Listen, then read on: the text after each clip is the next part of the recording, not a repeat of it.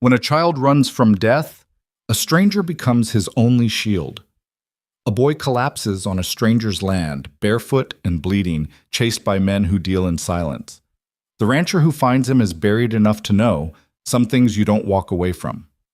Tonight, mercy has a price, and standing your ground might cost everything. If you're watching from anywhere in the world, drop your city in the comments below. I want to see how far Noah's story travels. And if this one grabs you, hit that like button and settle in. This is a long ride, and it's worth every mile. The prairie stretched flat and unforgiving beneath a sky bleached white by the afternoon sun. Silas Boone stood at the fence line of his ranch, one boot propped on the lowest rail, his gaze fixed on the horizon where earth met emptiness. The wind carried dust and the faint scent of sage, nothing more. It was the kind of stillness that made a man think too much, about the wife he'd buried 3 years back, about the silence that had settled into his bones like frost, about whether a life this quiet was living at all. Then he saw the boy. At first it was just movement, a dark speck against the pale grass, too small to be a horse, too fast to be casual. Silas narrowed his eyes, shading them with one weathered hand. The speck grew larger, resolved into limbs pumping hard. A child running like the devil himself was on his heels. No coat, no hat, bare feet kicking up dust with every desperate stride. Silas pushed off the fence and started walking, then jogging, his heart picking up a rhythm it hadn't felt in years. The boy was close enough now that Silas could see his face, pale, streaked with dirt, and something darker. Blood, maybe. The child's mouth hung open, gasping, his eyes wide and unseeing, fixed only on forward. "Hey!" Silas called out, his voice rough from disuse. "Hey, son, stop!" The boy didn't stop. He didn't even seem to hear. He ran straight toward the barn, legs buckling with exhaustion, arms windmilling to keep balance. 10 feet from Silas, he stumbled. 5 feet, and his knees gave out entirely. He hit the ground hard, skidding in the dirt, and didn't get back up. Silas dropped to a crouch beside him, hands hovering, unsure where to touch without causing more harm. The boy was small, 7, maybe 8, his shirt torn at the shoulder, his bare feet scraped raw and bleeding. His chest heaved with shallow, panicked breaths, and his eyes stared up at Silas without recognition, like he was looking through him at something else entirely. "Easy," Silas murmured, the same tone he used with spooked horses. "Easy now. You're safe." The boy's lips moved, but no sound came out. His fingers clawed at the dirt, trying to push himself up, but his body had nothing left to give. Silas reached out slowly, gently placing a hand on the boy's shoulder. The child flinched, then went still, trembling beneath Silas's palm like a trapped bird. "I'm not going to hurt you," Silas said quietly. "Can you hear me?" The boy's eyes flickered, finally focusing on Silas's face. Recognition dawned, not of Silas himself, but of the fact that someone was there, someone who wasn't chasing him. A sob broke from his throat, raw and jagged. "They're coming," the boy whispered, his voice hoarse. "They're still coming." Silas glanced back toward the prairie, scanning for riders, for dust trails, for anything. Nothing yet. But that didn't mean nothing was on the way. "Who's coming?" Silas asked, keeping his voice steady. The boy shook his head violently, tears cutting tracks through the grime on his cheeks. I can't say." "All right," Silas said quickly. "All right. We don't have to talk about it now. Can you stand?" The boy tried. He got one knee under him before his leg buckled again. Silas caught him before he fell, lifting him easily, too easily. The child weighed almost nothing, all bone and desperation. Silas carried him toward the house, moving quickly now, his instincts screaming that time was not on their side. Inside, the cabin was dim and cool, the air still holding the morning's chill. Silas set the boy down on the narrow cot near the hearth, then moved to the wash basin, dampening a cloth. When he turned back, the boy had curled into himself, knees drawn to his chest, arms wrapped tight around them. His eyes tracked Silas's every movement with the wary vigilance of something that had learned to expect harm. "I'm going to clean those cuts," Silas said, crouching again so they were eye level. "I'll be gentle. I promise." The boy didn't respond, but he didn't pull away when Silas carefully lifted one of his feet, wiping away the blood and dirt. The sole was torn, embedded with bits of gravel and thorn. Silas worked methodically, his hands steady despite the anger building in his chest. A child didn't run like that, didn't injure himself like this, unless something terrible was behind him. "What's your name, son?" The boy's jaw tightened. For a moment, Silas thought he wouldn't answer, then barely audible. "Noah." "Noah," Silas repeated, nodding. "I'm Silas. This is my land. You're safe here." Noah's gaze dropped to his hands. "Nobody's safe." The words were quiet, but they carried a weight that made Silas's stomach turn. He finished cleaning Noah's feet, then moved to wrap them in strips of clean linen. The boy sat motionless through it all, staring at nothing. "Can you tell me what happened?" Silas asked gently. Noah's breathing hitched, his small hands clenched into fists. "Men came," he whispered, "to our house. My pa, he told me to run, so I ran." "And your pa?" Noah squeezed his eyes shut. "I heard," his voice broke. "I heard a shot." Silas felt the words like a punch. He'd seen enough of life and death to know what that meant. He sat back on his heels, giving Noah space, giving himself time to think. "How long have you been running?" "Don't know," Noah said, his voice hollow. "Since morning, maybe." "Hours then, miles. On foot, barefoot, across open prairie." Silas looked at the boy with new eyes, seeing not just the fear and the trauma, but the sheer stubborn will that had kept him moving when most would have given up. "You did good," Silas said quietly. "Your pa told you to run, and you ran. That took strength." Noah shook his head, a bitter smile twisting his young face. "I left him. I'm a coward." "You're alive," Silas countered. "That's what your pa wanted. That's what he died for." Noah's face crumpled, and this time the sobs came in earnest, shaking his small frame. Silas let him cry, sitting quietly beside the cot, his presence the only comfort he could offer. When the worst of it passed, Noah wiped his face with his sleeve, avoiding Silas's gaze. "Why did the men come?" Silas asked. Noah's expression shuddered. "Pa saw something he wasn't supposed to see, and he wouldn't keep quiet about it." "What did he see?" "I don't know all of it," Noah said, his voice small. "But it had to do with Mr. Caulfield, the landman. Pa said he was stealing, said he was hurting people. Pa was going to tell the marshal." Silas's jaw tightened. Harrison Caulfield. He knew the name. Everyone in 3 counties knew the name. Caulfield owned half the territory, and what he didn't own he controlled. Men like him didn't take kindly to witnesses, especially witnesses willing to talk to the law. "Did the men say anything?" Silas asked. "Did they see you?" "I hid," Noah whispered, "under the floorboards. He made me hide before they came in. I heard them talking. They asked Pa where I was. He said I was gone, visiting my aunt in Cheyenne. They didn't believe him." Silas could imagine the rest. They'd have torn the place apart looking for the boy, and when they didn't find him, they'd have assumed he'd run, which meant they'd be looking, and they'd be looking hard. "You did the right thing," Silas said firmly. "Staying hidden, running when you could. Your pa was a smart man." Noah looked up at him, his eyes red-rimmed and exhausted. "Are they going to find me?" Silas met his gaze without flinching. "I won't let them take you." "You don't know them," Noah said, his voice breaking.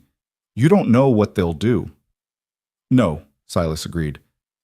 "But I know what I'll do, and I'm not a man who breaks his word." Noah studied him for a long moment, searching for something, reassurance maybe, or proof that Silas meant what he said. Whatever he found, it was enough.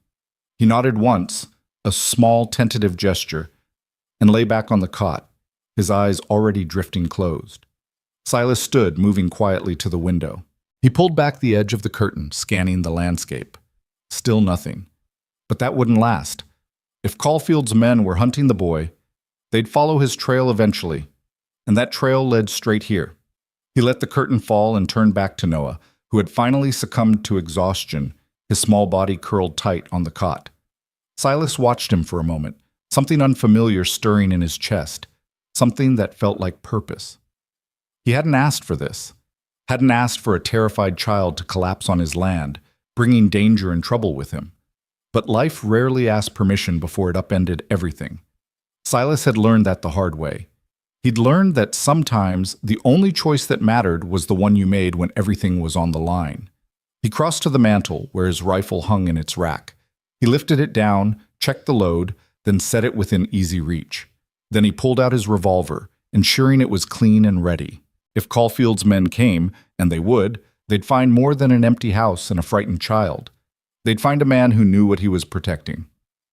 The sun was sinking toward the horizon when Silas heard the horses.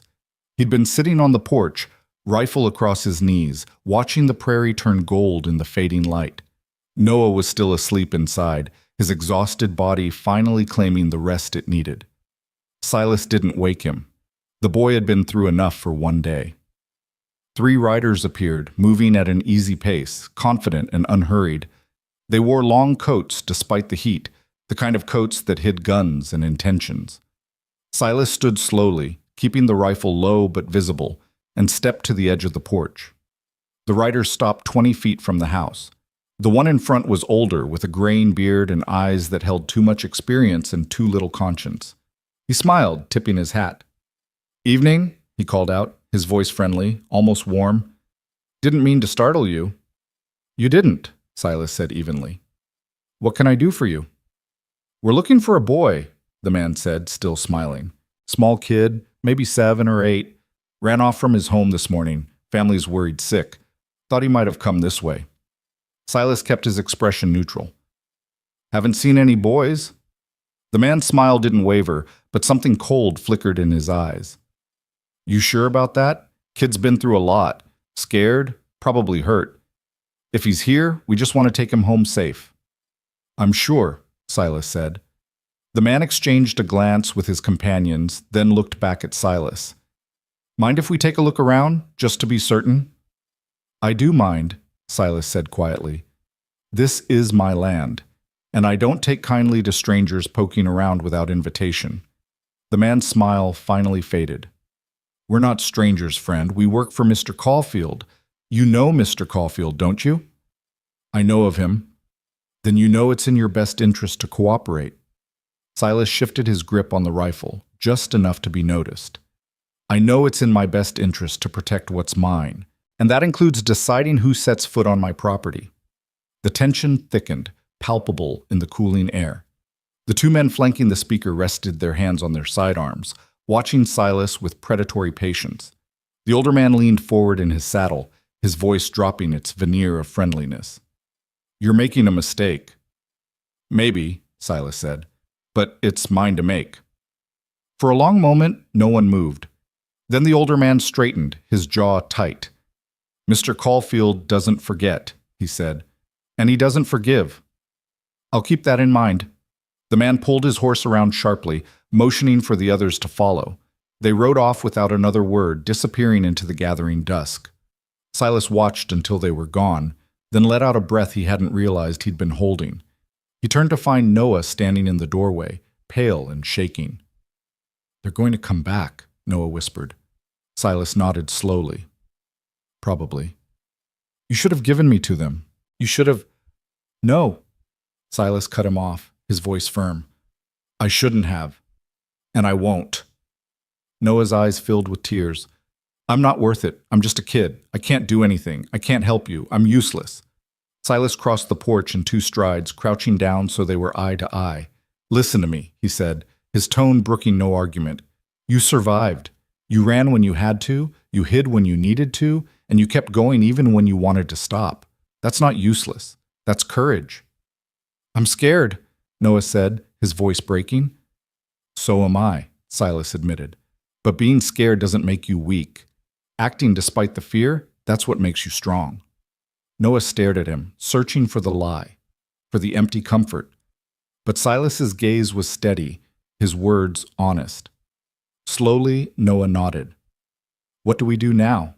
he asked. Silas straightened, looking out at the darkening prairie. "Now, we get ready, and we decide what we're willing to stand for." He placed a hand on Noah's shoulder, feeling the boy's tension, his fragile trust. "You're safe here," Silas said quietly, "and I don't break my word." Noah nodded again, and this time there was something different in his eyes. Not hope exactly, but the faint ember of belief that maybe, just maybe, safety was still possible. As night fell over the prairie, Silas Boone stood watch, a boy sleeping inside his cabin, and danger gathering on the horizon. He'd spent 3 years in silence, grieving a life he'd lost.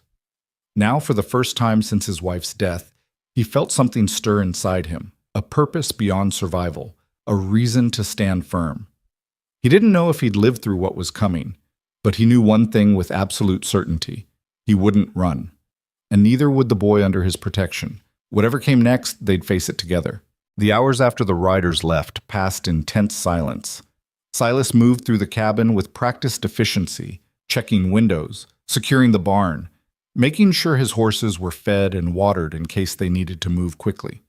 Noah watched from the cot, his eyes following every movement, cataloging every preparation like he was memorizing the steps for survival. When full darkness settled over the prairie, Silas lit a single lamp and set it on the table between them. The warm glow pushed back the shadows, but couldn't quite banish the weight pressing down on the small cabin. He'd made coffee, strong and bitter, and poured himself a cup. Noah sat with his knees drawn up again, his bandaged feet tucked beneath him. "You should eat something," Silas said, pulling out bread and dried meat from his stores. Noah shook his head. "Not hungry." "Your body needs fuel whether you feel hungry or not." Silas set the food in front of him anyway, then settled into the chair across the table. "You don't have to tell me everything, but I need to know what we're facing. What exactly did your pa see?" Noah's fingers picked at the edge of his torn shirt. For a long moment, Silas thought he wouldn't answer. Then, quietly, the words came. "There's a creek that runs through our land. Ran through it, I guess. 3 weeks ago, Pa was checking the water levels. Drought's been bad this year. He saw men upstream, Caulfield's men, dumping something into the water, barrels of something dark and thick. Pa watched them for a while, staying hidden. When they left, he went to look. Found dead fish floating downstream. Found our neighbor's cattle dead near the bank." Silas's jaw tightened. Poison. Pa didn't know what it was exactly, but yeah, he figured Caulfield was dumping whatever he didn't want to pay to dispose of proper. Chemicals, maybe, from his mining operations up north. Pa talked to other folks downstream. Turns out people were getting sick. Children, mostly. Mrs. Brennan's little girl died last month. They said it was fever, but Pa didn't believe it. The coffee turned bitter in Silas's mouth. This was bigger than he'd thought. Not just theft or intimidation, but calculated harm on a scale that touched entire communities. Caulfield wasn't just silencing a witness. He was protecting an empire built on other people's suffering. "Your pa went to the marshal?" Silas asked. "Tried to. Marshal's office is in Caulfield's pocket, so Pa was planning to ride to the territorial capital, talk to someone with real authority. He was leaving in 2 days. Noah's voice dropped. They found out somehow. And they came. Who told them? I don't know. Maybe the marshal. Maybe someone else Pa talked to. Doesn't matter now." Silas studied the boy across from him. Small, traumatized, carrying knowledge that men would kill to keep buried. "It matters," he said firmly, "because that information is still important, and now you're the only one who knows it." Noah's eyes widened with fear. I can't tell anyone. They'll kill me." "They'll try," Silas corrected, "but we're not going to let that happen." "How?" The word came out almost desperate. "You saw them. There's 3 of them, probably more, and it's just you, just us." Sometimes that's enough. Silas took a long drink of his coffee, his mind already working through possibilities. "We have options.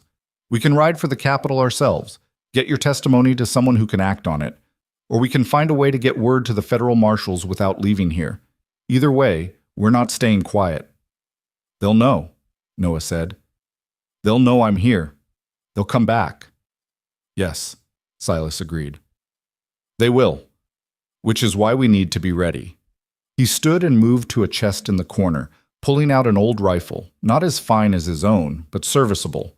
He checked the action, ensured it was unloaded, then brought it back to the table. "You ever shoot?" he asked Noah. The boy shook his head. "Time you learned then." Silas set the rifle down carefully. I'm not saying you'll need to use it, but I'm not saying you won't either. Out here, knowing how to protect yourself isn't optional. Noah stared at the weapon like it might bite him. I'm too small. I can't even lift that. You're stronger than you think. Fear makes people believe they're smaller than they are. Silas pushed the rifle closer. Just hold it. Get used to the weight. Hesitantly, Noah reached out and wrapped his hands around the stock. He lifted it an inch off the table before his arms trembled and he set it back down. See? He said bitterly. Useless. Try again. What's the point? The point, Silas said, his voice hard enough to make Noah look up, is that you don't give up the first time something's difficult. You think your pa gave up when times got hard? You think he stopped fighting because the odds weren't in his favor? Noah's eyes flashed with sudden anger. My pa's dead. Yes, he is, and he died trying to do the right thing, died making sure you had a chance to survive. You going to dishonor that by deciding you're not worth the effort? The words hit like a slap.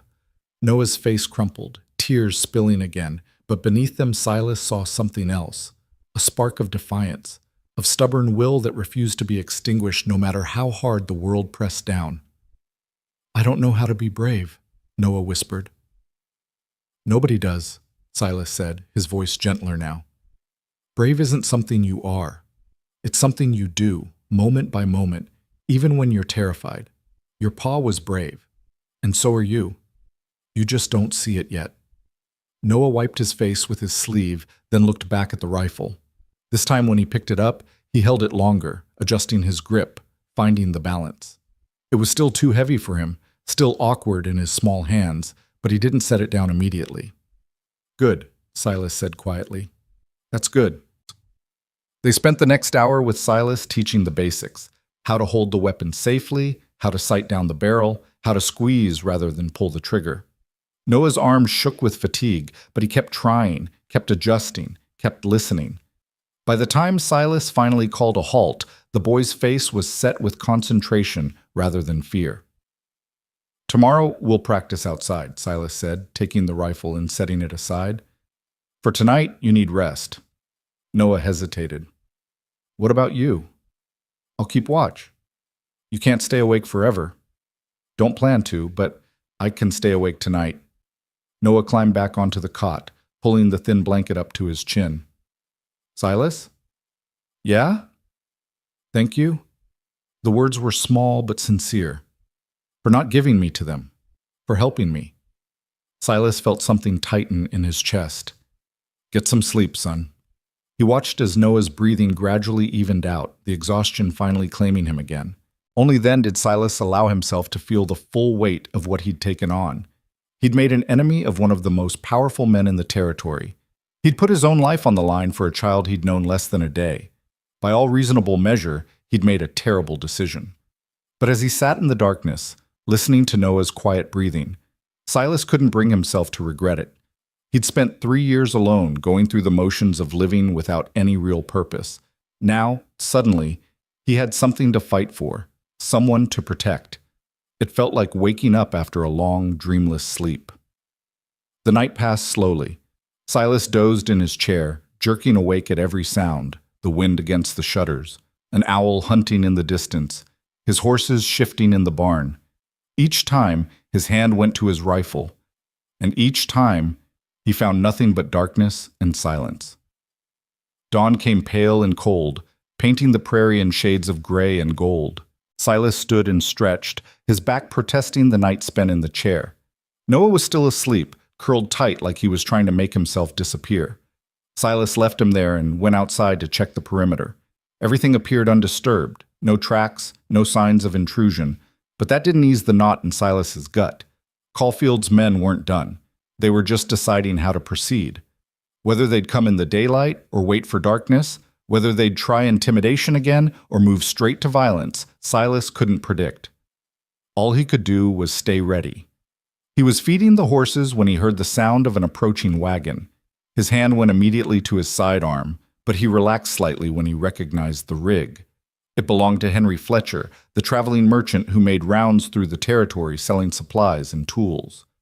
Silas had traded with him before, found him to be fair and honest, which was rare enough in these parts. Henry pulled the wagon to a stop near the barn, tipping his hat. He was a wiry man in his 50s, with sharp eyes that missed little and a manner that suggested he'd seen more than he talked about. "Morning, Silas," he called. "Didn't expect to find you awake this early." "Could say the same." Silas kept his tone friendly but wary. "What brings you out here?" Henry climbed down from the wagon, moving with the stiffness of someone who'd spent too many hours on rough roads. "Making my rounds. Thought you might need supplies." He paused, his gaze sharp. "Also thought you might want to know there's talk going around." Silas's attention sharpened. "What kind of talk?" "The kind that says Harrison Caulfield's men are looking for something, or someone. They've been asking questions in town, showing coin to anyone willing to provide information." Henry's expression grew serious. "They came by my camp last night, asked if I'd seen a boy on the road. Small kid, they said. Described him right down to the torn shirt and bare feet." Silas's jaw tightened. "What did you tell them?" "Told them I'd seen no such child. Told them I minded my own business and expected others to do the same." Henry glanced toward the cabin. "But I'm not a fool, Silas. I know when a man's standing on the edge of trouble, and I know Harrison Caulfield doesn't ask polite questions without a reason." "The boy's inside," Silas said after a moment. "He showed up yesterday, running like hell itself was chasing him. Says Caulfield's men killed his pa." Henry's face darkened. "Over what?" "Witnessing something Caulfield wanted kept quiet. Poison in the water, killing livestock and people both. The boy's pa was planning to report it to the territorial authorities." "Lord have mercy," Henry breathed. "That's not just murder. That's evil," Silas finished. "Plain and simple." Henry was quiet for a long moment, his gaze distant. When he spoke again, his voice was low. "You know what you're getting into here?" "I've got a fair idea." "Caulfield owns half this territory, Silas. He's got the law in his pocket, hired guns on his payroll, and enough money to make problems disappear. You stand against him, you're standing alone." "Not the first time." Henry shook his head, but there was something like respect in his eyes. "You're a stubborn man. Always have been. But stubbornness won't stop bullets." "Maybe not, but it'll make me harder to kill." A faint smile crossed Henry's weathered face. "That boy in there? He worth dying for?" Silas thought about Noah's hollow eyes, his bare feet torn from running, the way he'd tried to lift that rifle despite believing himself useless. "He's worth living for," Silas said. "That's more important." Henry nodded slowly. "Then you'd best be smart about this.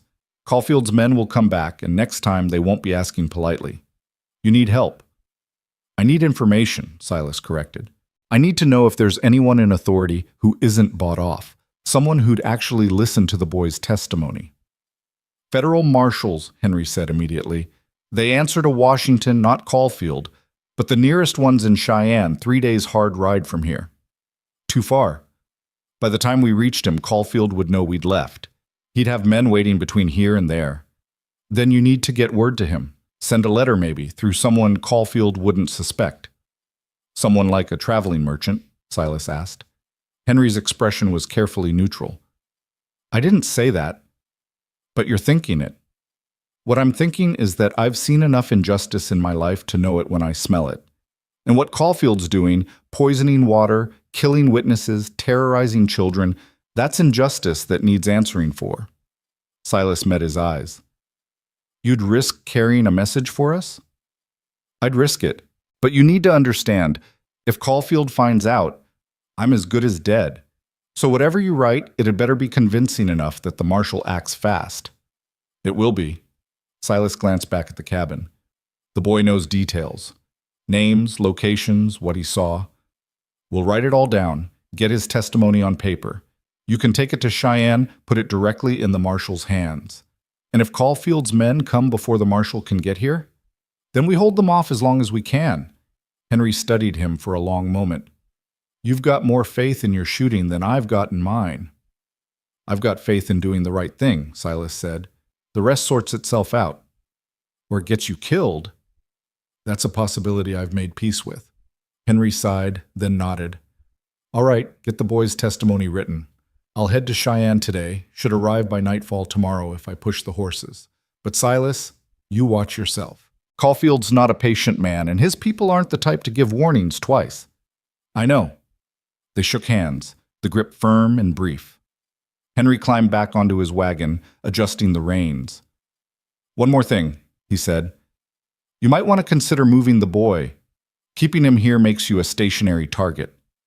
Moving him makes us vulnerable on the road. At least here I know the ground, know the approaches. Your call, but think about it. Henry tipped his hat again. I'll be back through in a week, assuming we're all still breathing. Looking forward to it, Silas said dryly.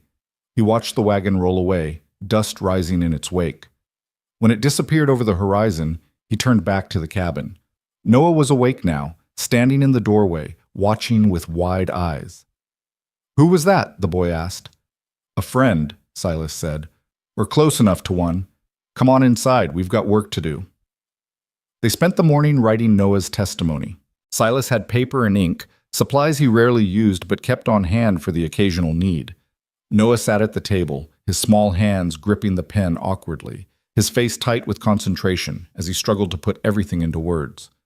Just tell it like it happened, Silas encouraged. Don't worry about making it fancy. The truth is enough. Noah wrote slowly, crossing out words, starting over, his frustration building with each mistake. But gradually the story took shape.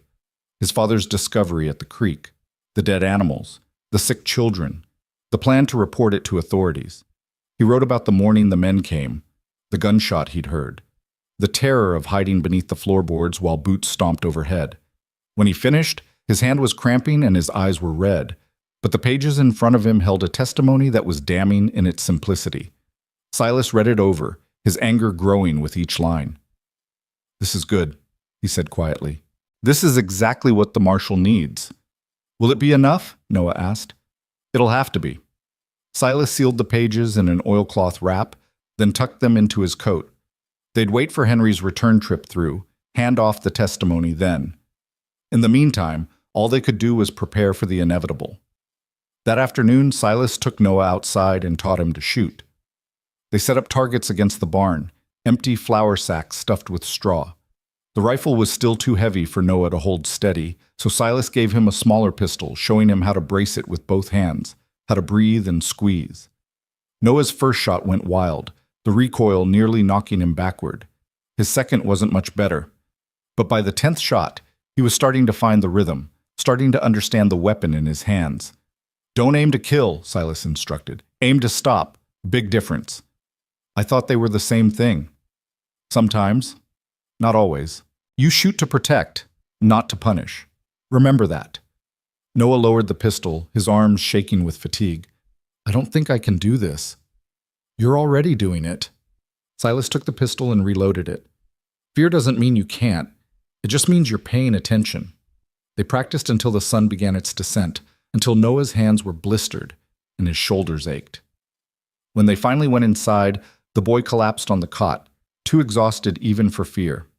Silas cleaned the weapons and prepared a simple meal, beans and hardtack, nothing fancy but filling enough. Noah ate mechanically, his eyes distant. Do you think my pa knew, Noah asked suddenly, that they'd kill him? Silas considered the question carefully. I think he knew the risk, and he chose to take it anyway. Why? Why would he do that if he knew? Because some things are worth dying for. Justice, truth, making sure his son had a chance at a better world.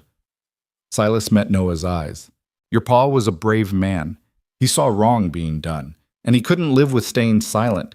That takes more courage than most people ever find. He left me alone. No, Silas said firmly. He made sure you survived. There's a difference. He didn't abandon you. He saved you. Noah's throat worked as he swallowed hard. I miss him. I know. That's good. Missing someone means they mattered, means they left something behind worth remembering. They sat in silence for a while, the weight of loss hanging between them. Finally, Noah spoke again, his voice small. What happens if they come tonight? We fight, Silas said simply, and we don't stop fighting until it's over. And if we lose, then we lose knowing we did the right thing. That's more than most people can say. Noah nodded, though the fear in his eyes didn't diminish. Silas understood. Words could only do so much. The real test would come when danger arrived, when talk had to transform into action. As darkness fell again, Silas took up his watch. This time, Noah didn't sleep immediately. He lay on the cot, staring at the ceiling, his small body tense. Silas? Yeah? If something happens to you, if they get past you, they won't. But if they do, then you run, Silas said, his voice hard. You run, and you don't look back. You find Henry Fletcher or someone else you can trust, and you get that testimony to the federal marshal. You understand? I don't want to run again. Sometimes running is the bravest thing you can do. Silas looked over at the boy. Your pa knew that. He told you to run, and you did. If it comes to that again, you run. Promise me. Noah's jaw clenched, but eventually he nodded. I promise. Good. The night stretched long and quiet, but the peace felt fragile like glass on the verge of shattering. Silas watched the darkness, his rifle ready, his mind cycling through possibilities and plans. Somewhere out there, Caulfield's men were deciding their next move. Whether they'd come tonight or tomorrow or the day after, Silas couldn't know. But he knew they'd come, and when they did, he'd be ready. Not just for himself, but for the small, frightened boy sleeping behind him. A boy who'd already lost everything and deserved a chance to find something worth living for again. Dawn broke cold and clear, the sky bleeding pink and orange across the horizon.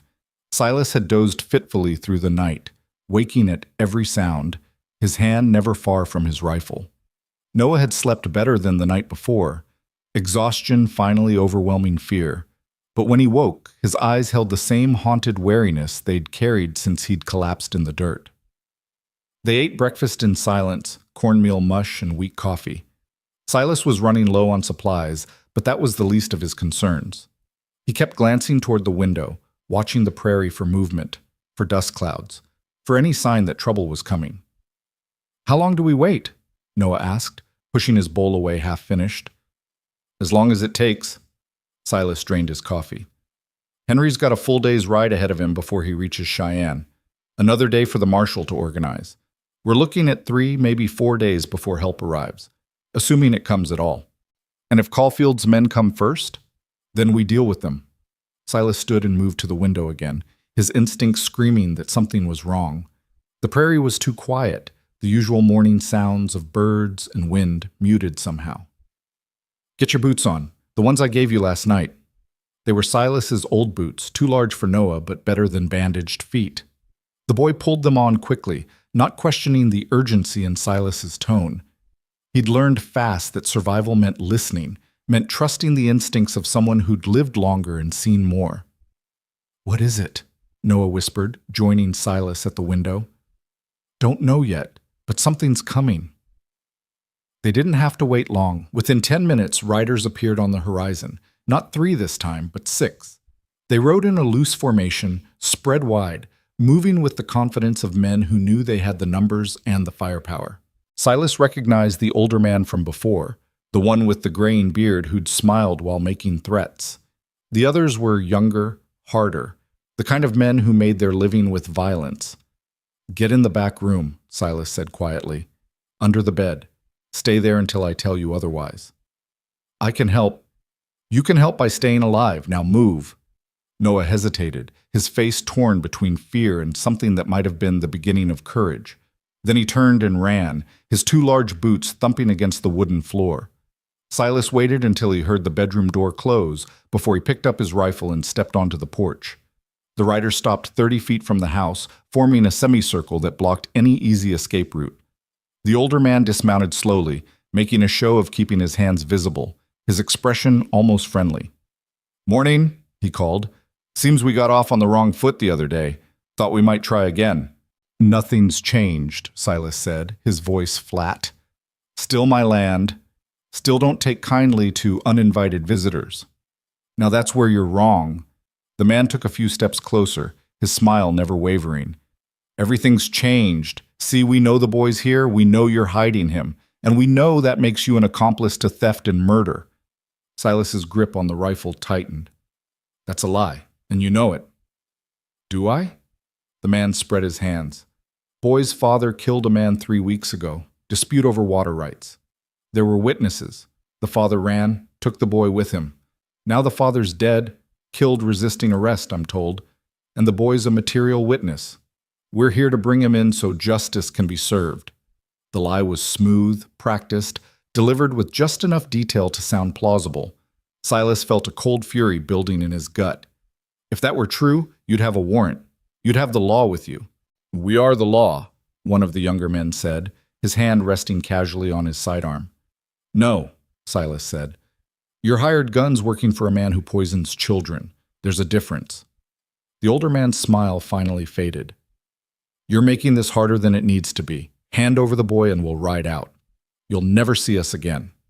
And if I don't? Then we'll take him anyway, and you'll be buried alongside him. The threat hung in the air, naked and unadorned.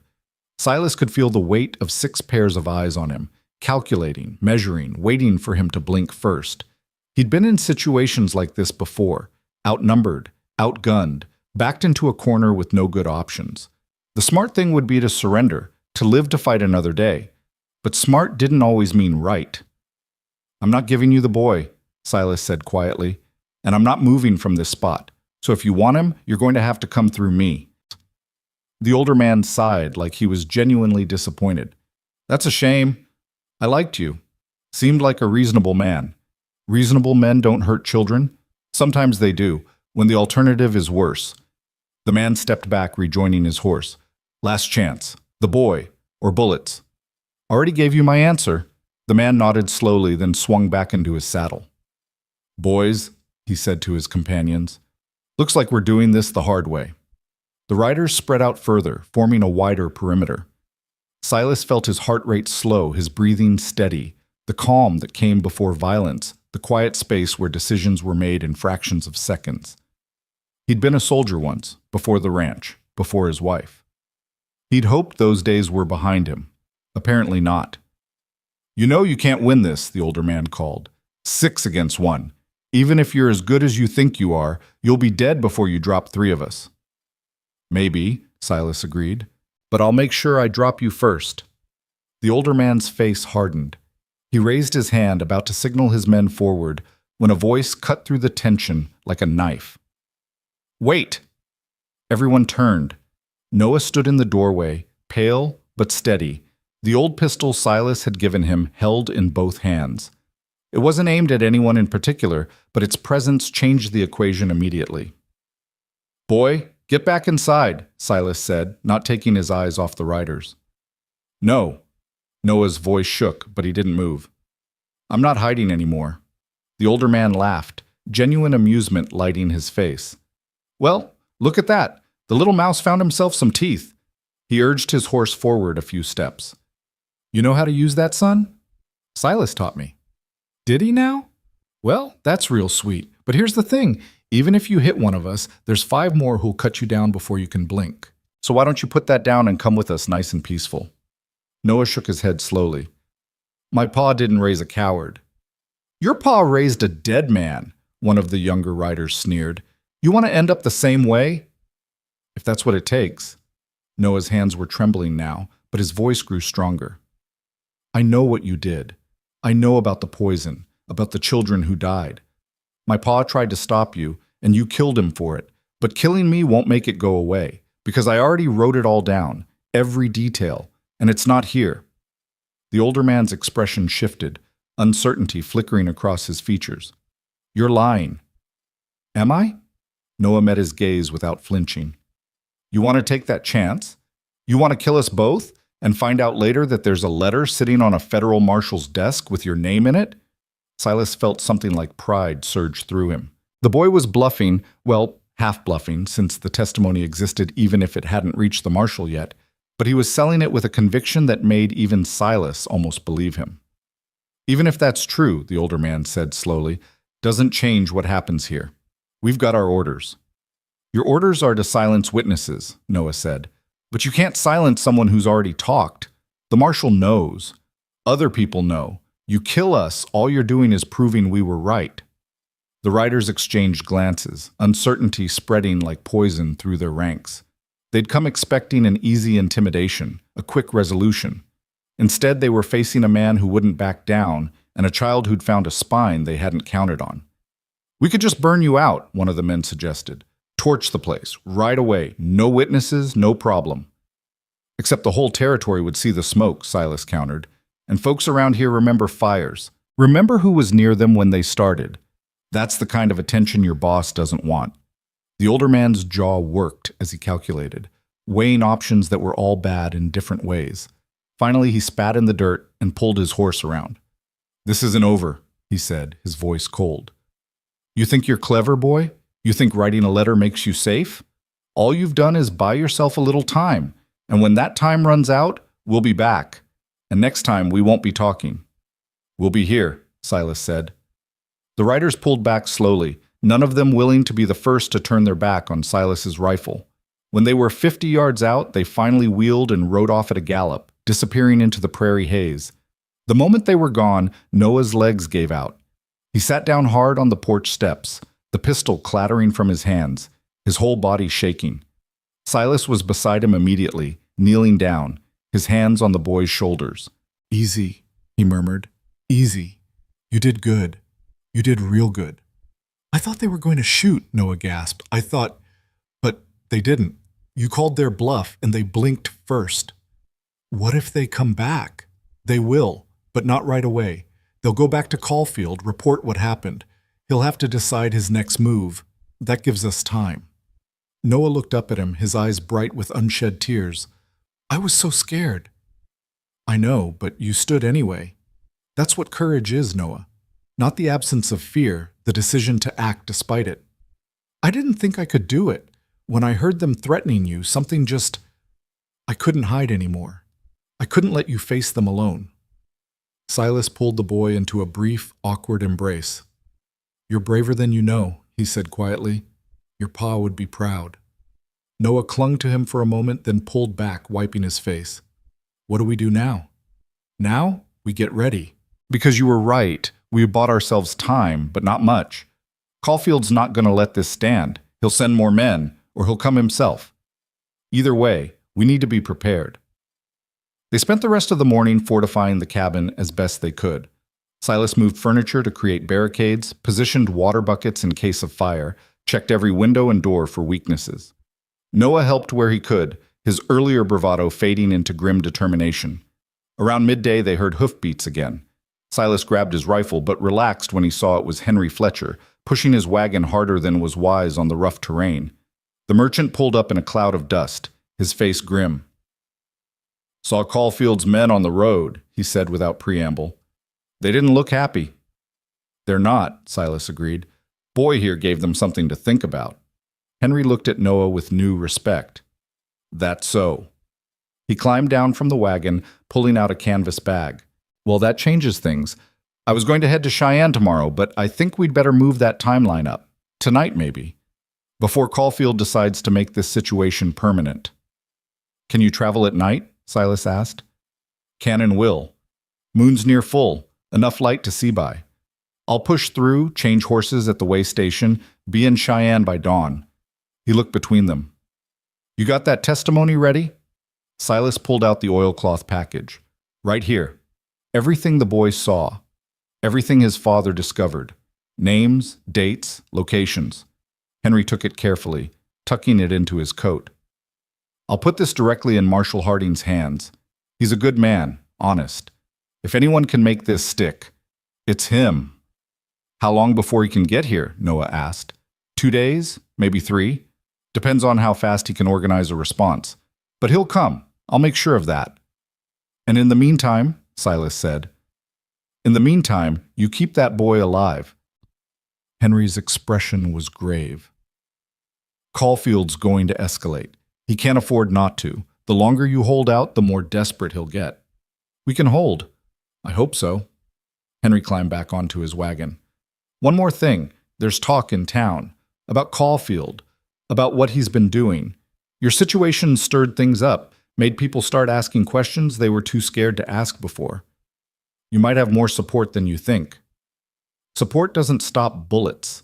No, but it makes people remember, makes them bear witness. That counts for something." Silas nodded slowly. "Thank you, Henry." for doing this, for taking the risk. Thank the boy.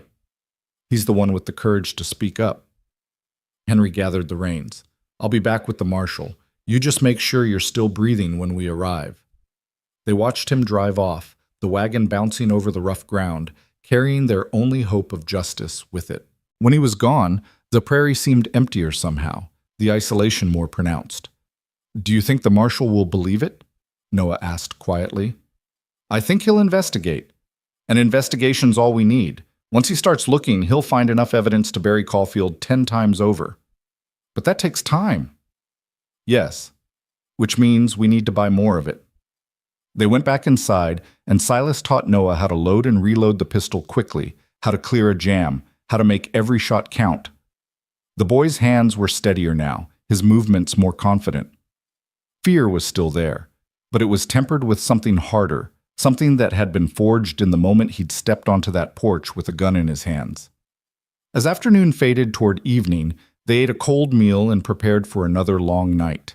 Silas positioned himself near the front window, his rifle across his knees. Noah sat at the table, the pistol within easy reach, his eyes on the darkening prairie. Silas? Noah said after a long silence. Yeah? If we don't make it, if something happens, I want you to know, you gave me something. Hope, maybe. Or purpose. I don't know. But I'm not scared the way I was before. We're going to make it, Silas said firmly. But if we don't, then we don't. But we'll go down fighting, and that's more than most people can say. Silas looked over at the boy. Your pa raised you right, Noah. He taught you what matters, and you're proving him right with every choice you make. Noah nodded, blinking hard. They settled into watchful silence as darkness claimed the land. The attack came at dusk, when the light was failing and shadows stretched long across the prairie. Silas saw them coming this time. Not 6 riders, but a dozen, maybe more, spreading out in a wide arc that surrounded the cabin on 3 sides. They moved with military precision, these men, coordinated and disciplined. Caulfield had stopped playing games. Noah, Silas said quietly, not taking his eyes off the approaching riders. Remember what I taught you. Stay low, stay calm, and only shoot if you have a clear target. I remember. Good. And Noah, whatever happens, you did good. You stood when you could have run. That's enough. It's not, Noah said, his voice steady despite the fear Silas knew he must be feeling. It's not enough until we win. Silas felt a grim smile touch his lips. Then let's win. The riders stopped just outside rifle range, dismounting and taking cover behind what little the prairie offered, rocks, scrub brush, the slight depression of an old creek bed. They were setting up for a siege, Silas realized, planning to pin them down until exhaustion or ammunition forced surrender. Boone! The older man's voice carried across the distance. Last chance. Send the boy out and we'll ride away. Already gave you my answer, Silas called back. Then you're choosing death. I'm choosing to stand for something. That's different. There was a long pause. Then the older man's voice again, colder now. So be it. Boys, light it up. The first shots came fast, striking the cabin walls, the shutters, the porch posts. Silas returned fire carefully, making each bullet count, aiming for movement rather than kill shots. Beside him, Noah crouched low, his pistol ready but not firing. He knew his range, knew that wasting ammunition on targets he couldn't hit was worse than not shooting at all. The siege settled into a rhythm.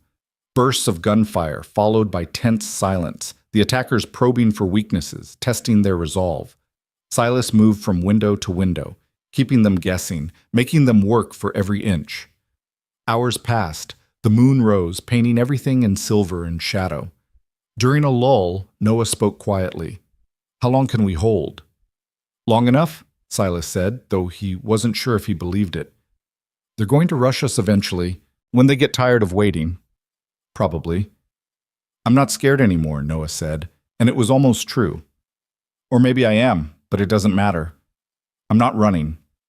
I know. Silas reloaded, his movements automatic. Whatever happens next, you gave them hell, Noah. You stood your ground. Your pa is watching somewhere, and he's proud. You think so? I know so. A whistle cut through the night. A signal. Silas tensed, recognizing the sound of an organized assault beginning. The riders emerged from cover simultaneously, rushing the cabin from 3 directions, their guns blazing. Silas fired rapidly, dropping one man, winging another. But there were too many, moving too fast. They reached the porch, bodies slamming against the door. Wood splintered. The hinges groaned. "Noah, get down!" The door burst inward. Men poured through, silhouettes against the moonlight. Silas swung his rifle like a club, connecting hard with the first man's jaw. The second man tackled him, driving him backward. They crashed to the floor, grappling, and Silas felt his rifle torn from his hands. Through the chaos, he saw Noah stand, saw the boy raise that too large pistol with both hands, his small face set with determination that should never have belonged to a child. Saw him aim not at the men, but at the oil lamp on the table. "Don't!" Silas shouted, understanding too late what Noah intended. The pistol fired. The lamp exploded. Oil sprayed across the wooden floor, igniting instantly, flames leaping up and spreading fast. The men recoiled, shouting, confusion breaking their assault. In that moment of chaos, Noah moved. He didn't run toward the back room, didn't try to hide. Instead, he stepped forward, into the firelight, placing himself between the flames and Silas. The pistol was still in his hands, but he held it differently now. Not threatening, but present. A small figure silhouetted against the growing inferno, refusing to be invisible any longer. "You want me?" Noah's voice cut through the shouting, clear and strong. "Here I am. But you'll have to go through him first. And if you do, if you kill us both, that testimony is still out there. The marshal already has it. Killing us won't save Caulfield. It'll just prove everything we said was true." The men froze, caught between the fire spreading behind them and the boy standing defiant before them. In that suspended moment, Silas saw them truly. Not hardened killers, but hired hands who'd signed up for easy money, not martyrdom. They were seeing the cost of their choices reflected in a child's eyes, and it shook them. The older man pushed forward, his face twisted with rage and something that might have been desperation. "You think you're brave?" he snarled at Noah. "You're just a dead boy who doesn't know it yet." "Maybe," Noah said quietly, "but at least I'll die knowing I fought for something real." "What are you dying for, a rich man's lies?" The question hung in the air, heavy with implications. Around them the fire was spreading, smoke beginning to fill the cabin. Time was running out. Then, faint but growing stronger, came the sound of hoofbeats, many hoofbeats, thundering closer. The older man's head snapped toward the sound, his face draining of color. "What the hell?" "That'll be the marshal," Silas said, pulling himself to his feet, blood running from a cut above his eye. "Seems Henry Fletcher rode faster than we thought." The fire was consuming the cabin now, flames licking up the walls, smoke thick and choking. Caulfield's men were caught in a trap of their own making: stay and face federal justice, or run and admit their guilt. The decision took less than 3 seconds. "Out!" the older man barked. "Everyone out! Now!" They scrambled for the door, pushing past each other in their panic, their weapons forgotten in their rush to escape. Noah stood perfectly still as they fled around him, his pistol still raised, his small body straight despite the heat and smoke. Only when the last man had disappeared into the darkness did he lower the gun, his hands finally beginning to shake. Silas grabbed him. "Come on, we need to get out before this whole place comes down." They burst through the door into the cool night air, coughing, their eyes streaming. The cabin was fully engulfed now, flames reaching toward the star-filled sky, lighting the prairie for 100 yards in every direction. Caulfield's men were riding hard to the east, their horses stretched out in full gallop, trying to outrun what was coming, but they weren't fast enough. A line of riders crested the ridge, moving with the disciplined precision of lawmen who knew their business. At their head rode a man in a dark coat, a silver star gleaming on his chest, even from this distance. Behind him came 10 more riders, all armed, all clearly federal rather than local, clean-shaven, well-equipped, carrying themselves with an authority that no amount of Caulfield's money could buy. Marshal Harding pulled his horse to a stop 50 feet from the burning cabin, his gaze sweeping the scene, the fleeing riders, the fire, Silas and Noah standing in the yard. He was a lean man in his 40s, with gray threading his dark hair and eyes that had seen too much to be easily fooled. "Silas Boone," he called. That's me. I'm Marshal Harding, United States Federal Marshal Service. Henry Fletcher reached me 12 hours ago with some interesting reading material. His gaze dropped to Noah. This the boy? Noah Hale, Silas confirmed, his hand on the boy's shoulder. The witness. Harding nodded slowly, then turned to his men. Carson, Miller, round up those riders. I want them all in custody within the hour. The rest of you, help get this fire under control before it spreads. Move. His deputies scattered with practiced efficiency, half pursuing the fleeing men, the others organizing a bucket brigade from Silas's well. The marshal dismounted and walked toward them, his boots crunching on the gravel. You boys all right? He asked, his voice quieter now, meant just for them. Been better, Silas admitted, but we're alive. That's more than I expected to find when Fletcher came bursting into my office last night. Harding looked at Noah directly. Son, I read what you wrote, about the poison, about what happened to your father. That took courage. Noah's throat worked. Is it enough? To stop him? It's a start, but I'm going to need you to tell me everything again, in detail, for the official record, and I'll need you to be willing to testify when this goes to trial. Can you do that? Yes, sir. Even if it means facing the men who hurt your pa? Even if they try to scare you? Noah glanced up at Silas, then back at the marshal. I'm done being scared, or maybe I'm not, but I'm going to do it anyway. A faint smile crossed Harding's weathered face. That's the right answer. He looked at Silas. And you knew what you were getting into, protecting this boy? Had a fair idea. Harrison Caulfield's one of the most powerful men in the territory. He's got connections in the capital, friends in the territorial legislature, enough money to make problems disappear. Taking him on isn't like arresting some small-time cattle thief. I gathered that. So why do it? Why risk everything for a kid you didn't know? Silas was quiet for a moment, watching his cabin burn, feeling the heat on his face. Everything he'd built in 3 years, the home he'd made with his wife, the quiet life he'd constructed after she'd died, was turning to ash.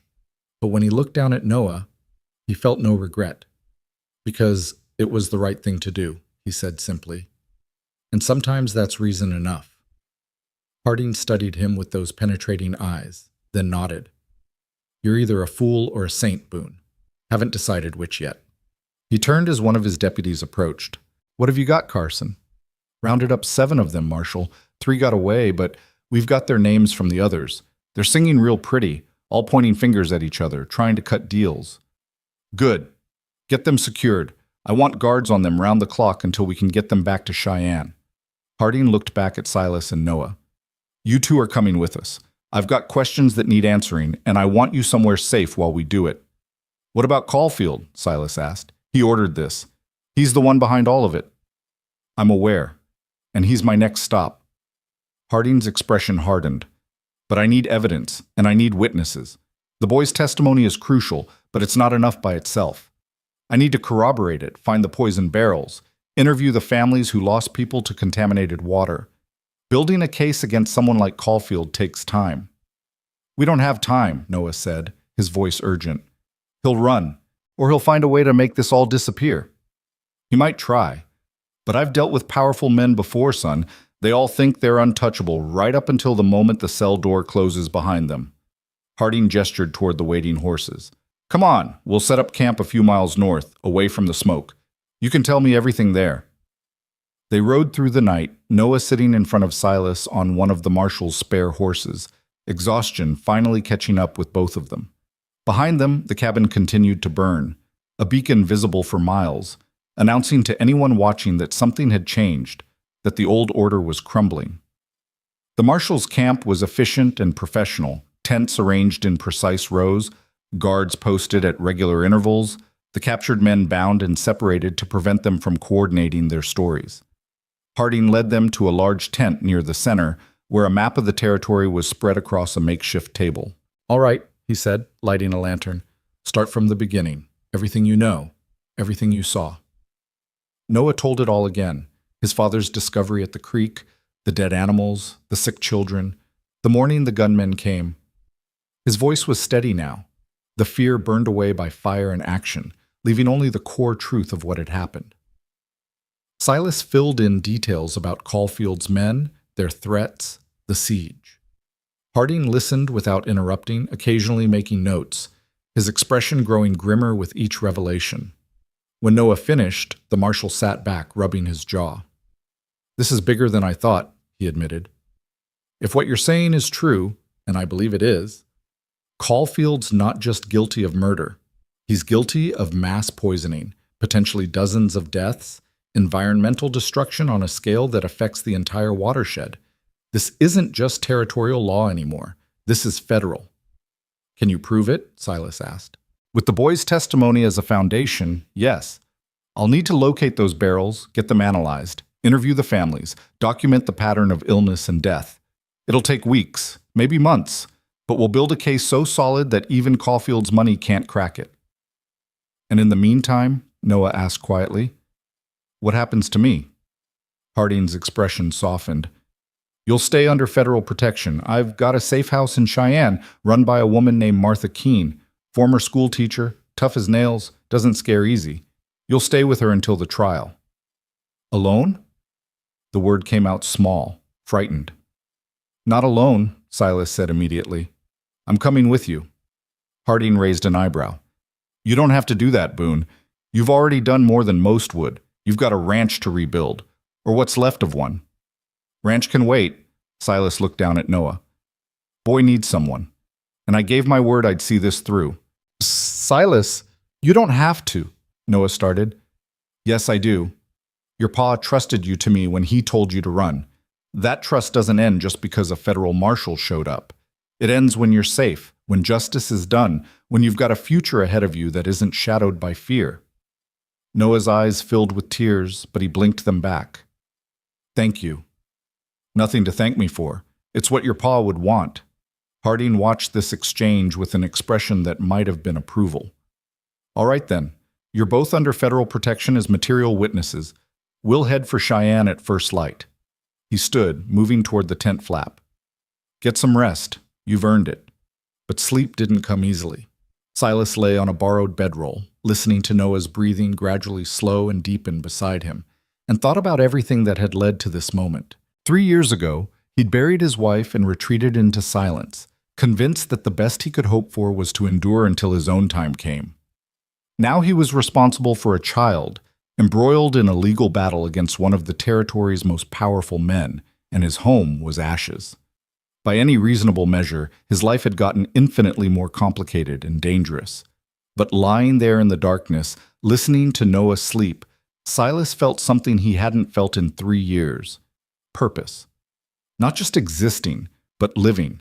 Not just surviving, but standing for something that mattered. Dawn came gray and cold, bringing with it the reality of what lay ahead. The captured men were loaded onto a wagon, still protesting their innocence, still insisting they'd just been following orders. Harding ignored their complaints, focusing instead on preparing for the ride to Cheyenne. Before they left, one of the deputies approached Harding with news. "Marshal, we found something you need to see." About 3 miles north near the creek the boy mentioned. They rode out together, Harding, Silas, 2 deputies, and Noah, who insisted on coming despite Silas's attempt to convince him to stay behind. What they found made even the marshal's hardened expression darken with rage. 6 barrels, partially buried in a ravine near the creek bank, their contents seeping slowly into the soil and water. The smell was acrid, chemical, burning the back of the throat even from a distance. Around them the ground was dead, no grass, no insects, nothing alive within 20 feet of the barrels. "That's it," Noah said quietly. "That's what I saw them dumping." Harding dismounted carefully, approaching the barrels with a handkerchief pressed to his face. He examined the markings on the side, the way they'd been arranged, the evidence of deliberate concealment. When he returned to the horses, his expression was granite. "This is enough," he said. "Huh." Combined with the boy's testimony, the medical records from the families who got sick, the pattern of deaths downstream, this is enough to hang Caulfield 10 times over. "So we've won?" Noah asked, hope lighting his face. "We've got evidence. That's not the same as winning. Not yet." Harding swung back into his saddle. "But it's a start. Carson, get a detail out here to secure this site. I want round-the-clock guards, and I want samples taken by someone who knows what they're doing. Nobody touches those barrels except federal agents. Understood? Yes, sir. They rode back to camp, where preparations were underway for the journey to Cheyenne. As they broke down the tents and loaded the wagons, Silas noticed Noah watching everything with wide eyes, like he was trying to memorize each moment. You all right? Silas asked quietly. I keep thinking about Pa, Noah admitted. How he'd feel, knowing we found the proof. Knowing his death mattered. It mattered the moment he decided to stand up. The proof just makes sure other people recognize it. Do you think he knew that he was going to die? Silas considered the question carefully. I think he knew the risk. And I think he decided you were worth it, that the truth was worth it. That's not the same as wanting to die. It's being willing to, if that's the cost of doing right. I miss him, Noah said, his voice breaking slightly. I know, and you'll keep missing him, but that's good, Noah. Missing him means he's still with you in the ways that matter. They were interrupted by Harding's call to mount up. The journey to Cheyenne took 2 days, traveling at a pace that balanced caution with urgency. The marshal kept scouts ahead and behind, watching for any sign that Caulfield might try to intercept them. But the land remained empty, the only movement the occasional antelope or hawk. On the second night, camped under stars so bright they seemed close enough to touch, Noah finally asked the question that had been building in him. What happens after the trial? After Caulfield's been convicted? Silas and Harding exchanged glances. It was the marshal who answered. That depends. You've got family somewhere? An aunt in Cheyenne? I think the testimony mentioned? Noah shook his head. Pa made that up to protect me. There's nobody. It was just him and me. Then the court will appoint a guardian, someone to take care of you until you're old enough to make your own way. A stranger, Noah said flatly. Not necessarily. Silas spoke before he could think better of it, the words coming from someplace deeper than conscious decision. Could be me, if you wanted. Noah stared at him, disbelief and hope warring in his expression. You'd do that? Take me in?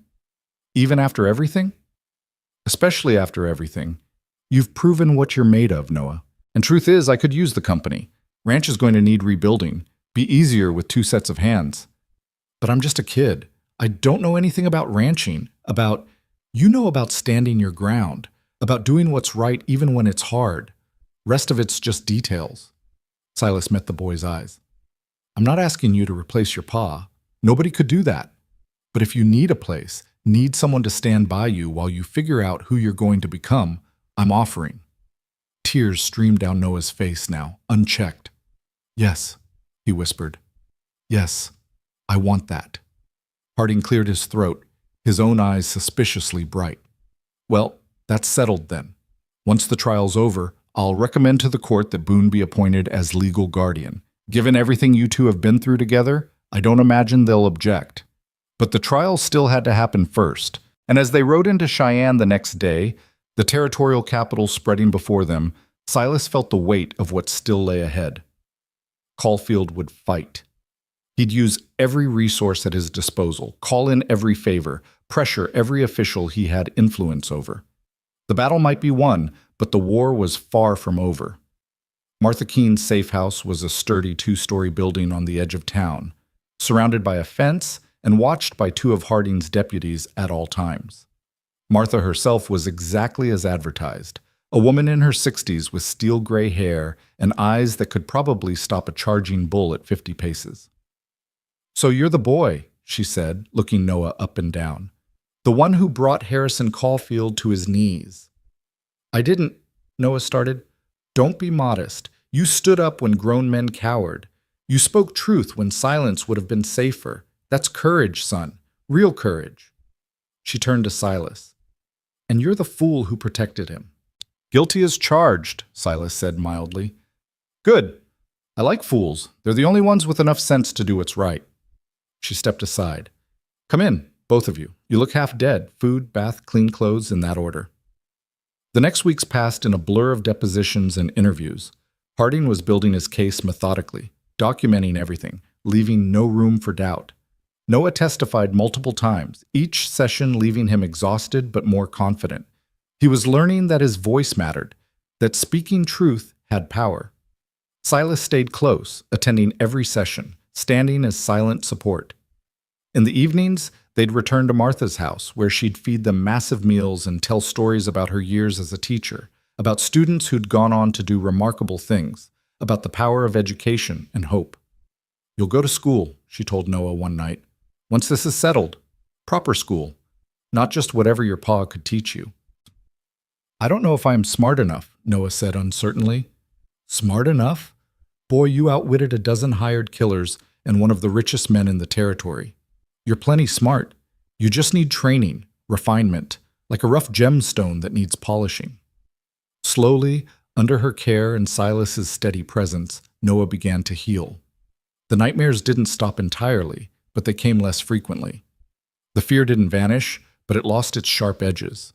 He was still a boy who'd lost his father, who'd witnessed horrors no child should see, but he was also becoming something else, something stronger.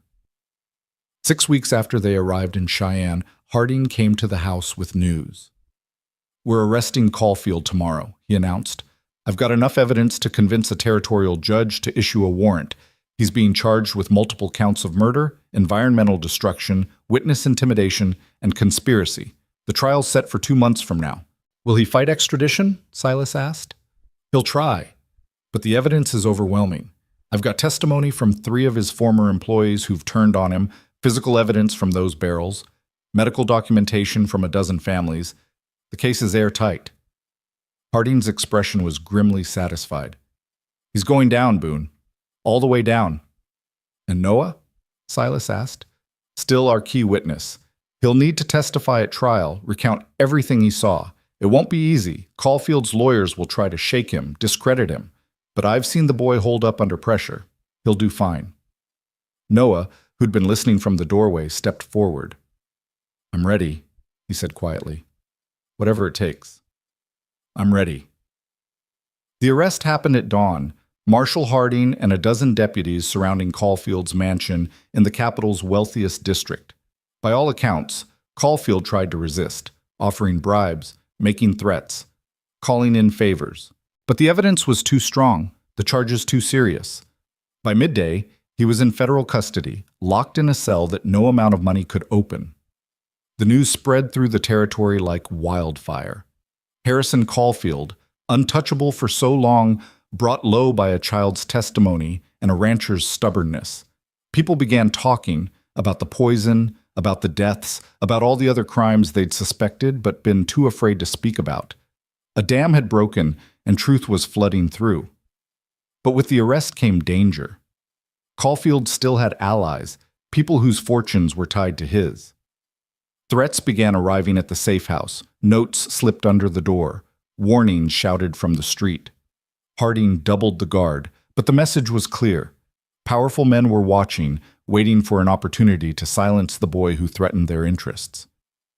"Maybe we should move him," one of the deputies suggested. "Get him out of Cheyenne entirely." "No," Noah said firmly. "I'm done running, done hiding.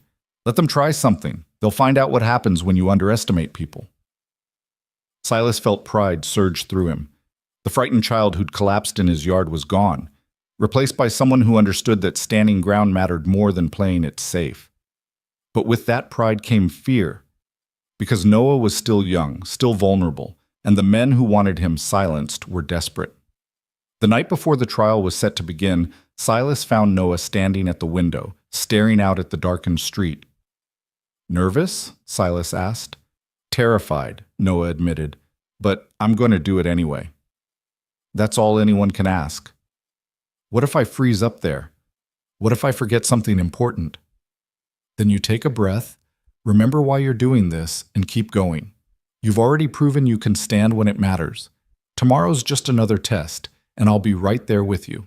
Noah turned from his window, his young face set with determination that should have taken years to develop. "Promise me something?" "If I can." "Promise that whatever happens tomorrow, whether we win or lose, you won't give up on me, that you'll still want to rebuild that ranch together." Silas crossed the room and put his hands on the boy's shoulders. "I promise. You're stuck with me now, Noah Hale, for better or worse. Noah managed a smile. I think it's for better. Me too, son. Me too. As dawn broke over Cheyenne, painting the sky in shades of gold and crimson, they prepared for the battle ahead. Not with guns this time, but with truth, the most powerful weapon any of them had ever wielded. The courthouse was packed when they arrived, spectators filling every bench, reporters crowding the aisles with notebooks and pencils.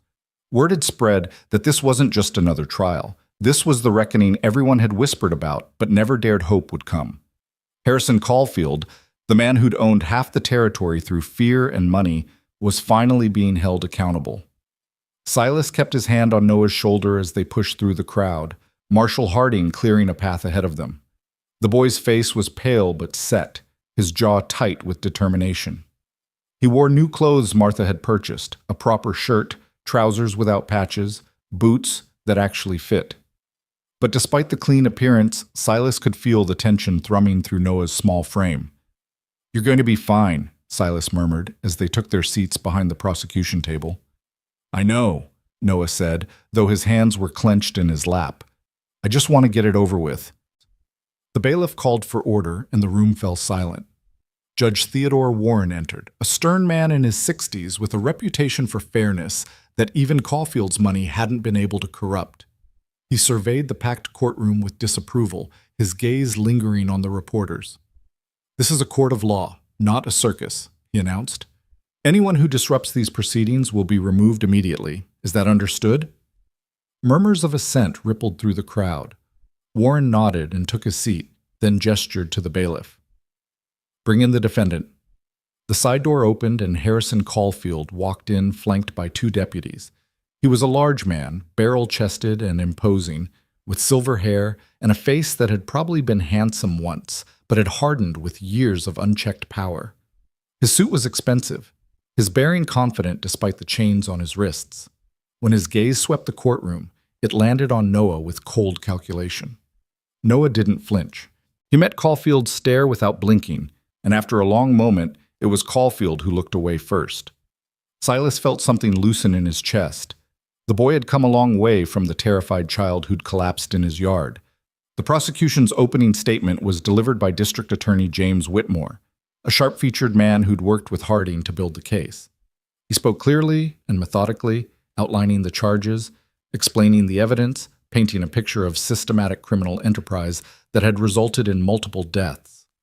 The defense will tell you that Harrison Caulfield is a respected businessman, a pillar of the community, a victim of false accusations, Whitmore said, his voice carrying to every corner of the room.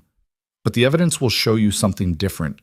It will show you a man who valued profit over human life, who poisoned an entire watershed to avoid disposal fees, who ordered the murder of witnesses to protect his empire. And it will show you that one brave child had the courage to speak the truth when grown men stayed silent.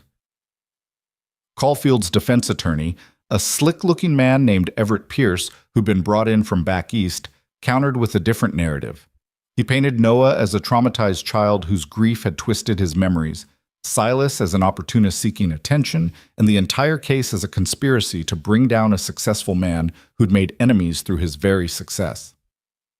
My client is not on trial for being wealthy, Pierce said smoothly. He's on trial because powerful forces in this territory see him as a threat to their own interests. The prosecution will present you with circumstantial evidence and the confused recollections of a grieving child. But they cannot prove beyond reasonable doubt that Harrison Caulfield ordered any crime, because no such order was ever given. The first day was mostly procedural: jury selection, preliminary motions, establishing the timeline. Noah watched it all with wide eyes, learning the rhythms of justice, seeing how truth was parsed and packaged and presented. When court adjourned for the day, he looked exhausted. How'd I do? He asked Silas as they left through a side entrance, avoiding the reporters. You haven't testified yet, Silas pointed out. I know, but just sitting there, having him look at me, was I brave enough? You were there. You didn't run, didn't hide your face. That's brave enough for day one. Back at Martha's house, they ate a quiet dinner. Martha didn't press for details, just served food and let them process in silence. Afterward, Silas helped Noah prepare for the next day's testimony, going over the story again, making sure the details were clear in his mind. "They're going to try to confuse you," Silas warned. "Make you doubt yourself, twist your words. That's their job. But you just stick to the truth. Tell it exactly as it happened. What if I forget something? Then you say you don't remember. Truth includes admitting what you don't know." Noah nodded, absorbing this. "Silas, what if we lose? What if the jury doesn't believe me? Then we deal with it. But we won't lose, Noah. I've seen that jury. They're honest people. Give them the truth, and they'll recognize it." The second day of trial brought Noah to the witness stand. The courtroom was even more packed than before, word having spread that the key witness would testify. Silas watched as Noah took the oath, his hand steady on the Bible, his voice clear as he swore to tell the truth. Whitmore approached gently, establishing Noah's background, his relationship with his father, the life they'd lived before everything changed. Then, slowly, he led Noah through the story: the discovery at the creek, the sick children, the morning the gunmen came. Noah's voice never wavered, ever. He spoke clearly, precisely, painting a picture that was both devastating and undeniable. When he described hiding under the floorboards, hearing the gunshot that killed his father, hearing the men searching for him, several jurors wiped their eyes. When he described his flight to Silas's ranch, the siege, standing on that porch with a gun he could barely lift, the courtroom was absolutely silent. "And you wrote down everything you'd witnessed?" Whitmore asked. "Yes, sir. Marshal Harding has the testimony. Every detail I could remember." "Why did you write it down, Noah? Why not just tell someone?" "Because I was afraid I wouldn't live long enough to tell it in person. I wanted the truth to survive, even if I didn't." The answer hung in the air, simple and profound. Whitmore let it sit for a moment before thanking Noah and returning to his seat. Then it was Pierce's turn. He stood slowly, adjusting his cuffs, his expression sympathetic as he approached the witness stand. "Noah, I'm very sorry for what happened to your father," he began. "That must have been terrifying." "It was," Noah said carefully, sensing the trap. "And when something that traumatic happens, sometimes our memories can play tricks on us. Our minds try to make sense of chaos, and sometimes they fill in details that might not be entirely accurate. Do you understand what I'm saying?" "I understand you're suggesting I'm lying," Noah said, his voice steady. "But I'm not. I know what I saw." Pierce's expression tightened slightly. "You were hiding under floorboards during the confrontation, correct?" "Yes." "So you didn't actually see the men who came to your house?" "I saw them through the cracks in the boards, and I heard them clearly." "You heard them, but from under the floor, with your father talking, with your own fear, could you really make out every word?" "I heard enough." "Enough to be certain, or enough to make assumptions?" Noah's hands gripped the edge of the witness box. Silas could see the frustration building in the boy, the anger at having his truth questioned. He willed Noah to stay calm, to remember what they'd practiced. "I heard them ask my father where I was," Noah said slowly. "I heard him lie to protect me. I heard one of them say, 'The boss don't like loose ends.' I heard my father tell them he wouldn't be silenced, and then I heard the shot. But you never heard anyone mention Harrison Caulfield by name. My father said his name earlier that week when he was explaining why we had to be careful. But not during the actual confrontation? No.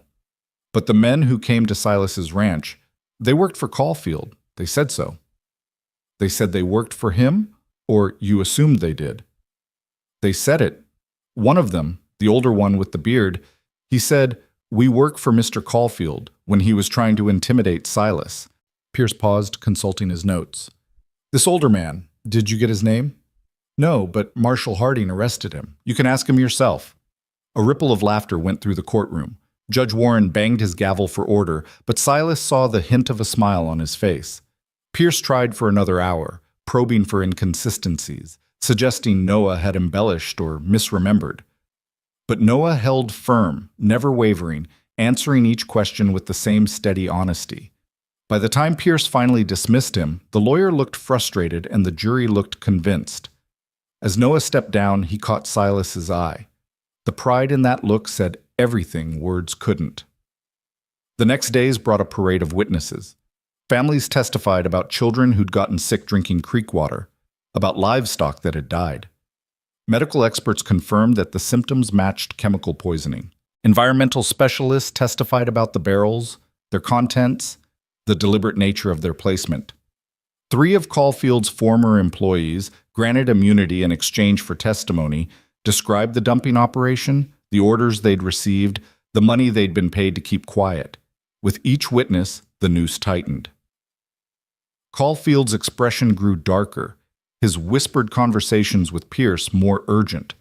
But Pierce had no effective counter. The evidence was overwhelming, the testimony consistent and credible.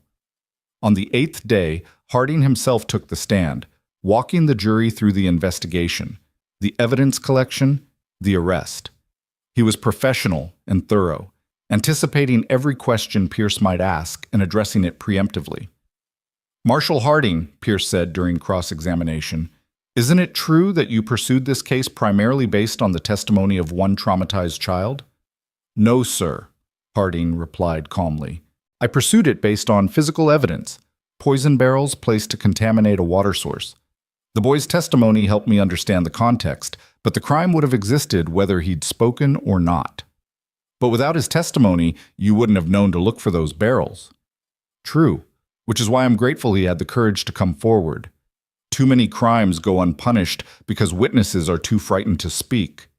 Pierce tried to shake him, to suggest bias or improper procedure, but Harding was unflappable. When he stepped down, Silas could see the defeat beginning to creep into Caulfield's posture. The prosecution rested on day 9. Pierce put up a defense that felt desperate. Character witnesses who testified to Caulfield's generosity, business associates who swore he'd never do such things, expert witnesses who suggested the contamination could have been accidental. But none of it could overcome the weight of evidence the prosecution had presented. Caulfield himself chose not to testify, a decision that Pierce clearly disagreed with but couldn't override. The jury noticed. Everyone noticed. Closing arguments came on day 11. Whitmore was masterful, tying together every thread of evidence, building an inescapable narrative of greed and murder. He ended by asking the jury to honor the courage of a small boy who'd lost everything, but refused to let evil triumph. Pierce's closing was effective but desperate. He attacked the reliability of witnesses, suggested reasonable doubt, reminded the jury that conviction required certainty. But his heart wasn't in it. Even he seemed to know the outcome was decided.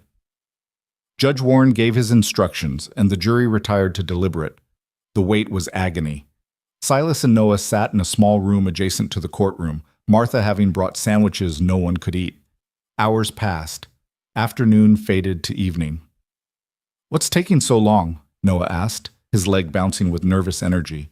"Jury has to be thorough," Silas said. "Has to examine every piece of evidence. That takes time." "But the evidence is clear." "To us. But they've got a man's life in their hands. They need to be certain." Night fell.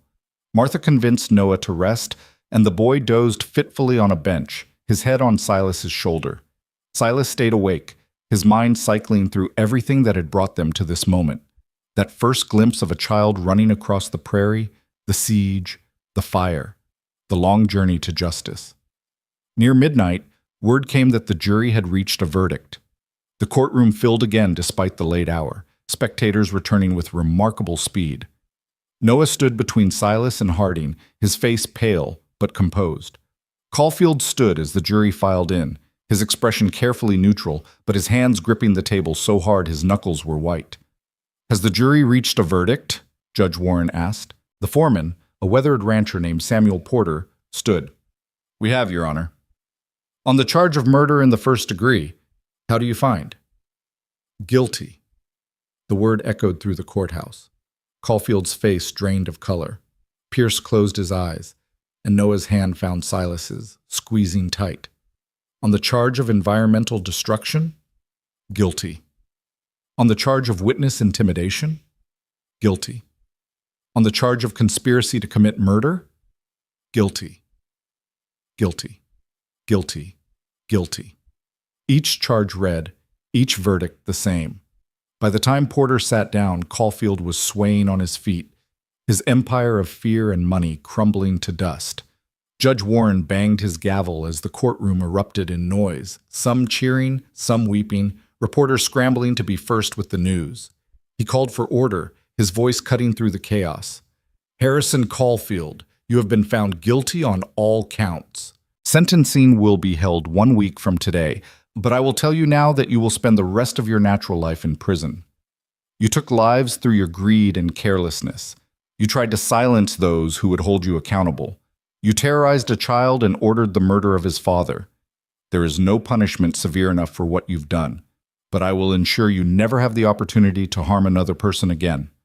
Caulfield was led away in chains, his confident bearing finally broken, his shoulders slumped with the weight of justice. As the deputies took him through the side door, he looked back once at Noah. The boy met his gaze without fear, without triumph, just quiet certainty that right had prevailed. Outside the courthouse, reporters swarmed them, shouting questions, demanding statements.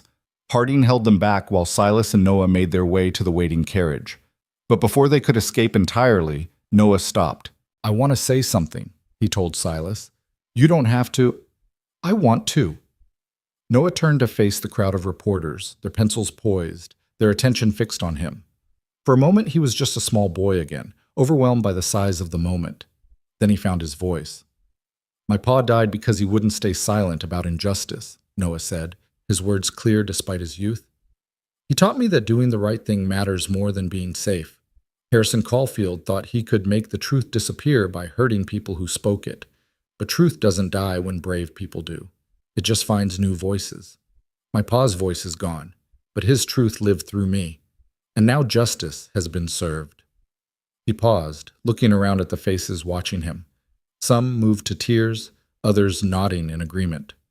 If you're out there right now, scared to speak up about something wrong because you're afraid of what might happen, I understand. I was terrified. But I learned that being brave doesn't mean not being scared. It means doing what's right even when you are. And I learned that you're not alone. There are people like Silas, like Marshall Harding, like Martha, who'll stand with you when you find your courage. Don't let fear win. Don't let evil people make you silent. Speak your truth and trust that justice will hear you. The reporters scribbled frantically. Several spectators applauded. Silas felt his throat tighten with emotion. This wasn't the frightened child he'd found anymore. This was someone who'd been forged in fire and emerged as something stronger, a voice for the voiceless, proof that courage could come in the smallest packages. They finally made it back to Martha's house, where she'd prepared a celebration dinner despite the late hour. But the mood was quiet, reflective rather than jubilant. Victory felt less like triumph and more like exhaustion finally being allowed to catch up. What happens now? Noah asked as they sat around Martha's kitchen table, picking at food none of them were really hungry for. Now we go home, Silas said. Back to the ranch, start rebuilding. There's legal matters to settle first, Harding added. Guardianship papers, estate issues. Your father's land is yours by right, Noah. You'll need to decide what you want to do with it. I don't know, Noah admitted.